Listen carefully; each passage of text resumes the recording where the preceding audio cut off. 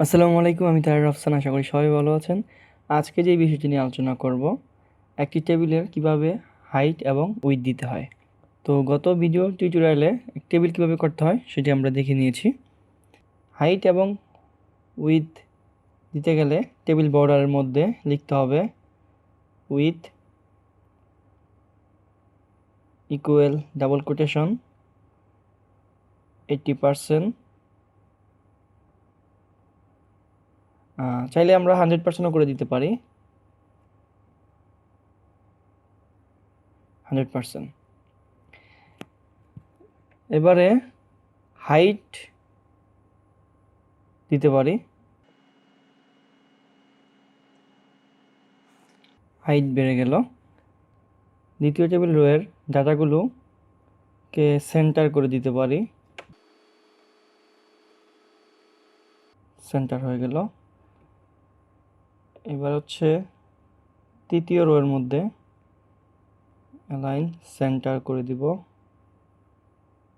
তাহলে সম্পূর্ণ ডাটাগুলো মাঝখানে দেখাবে।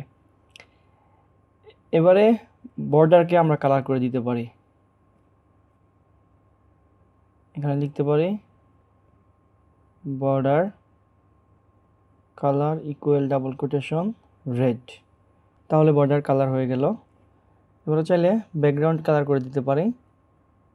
ব্যাকগ্রাউন্ড কালার দেওয়ার নিয়ম হচ্ছে বিজি কালার। বিজি মানে হচ্ছে ব্যাকগ্রাউন্ড। এখানে দিব হচ্ছে গ্রে কালার। পরেরটা দিতে পারি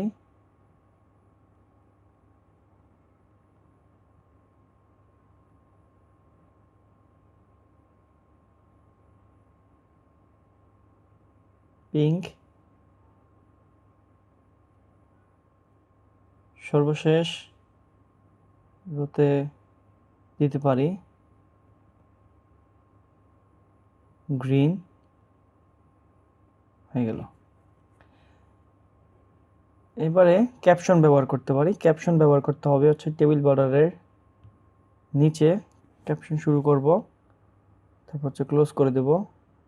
এখানে লিখতে পারি টেবিল। ক্যাপশন চলে আসলো এখানে। তো আজকে এই পর্যন্তই। সবাই ভালো থাকবেন। আল্লাহ হাফেজ।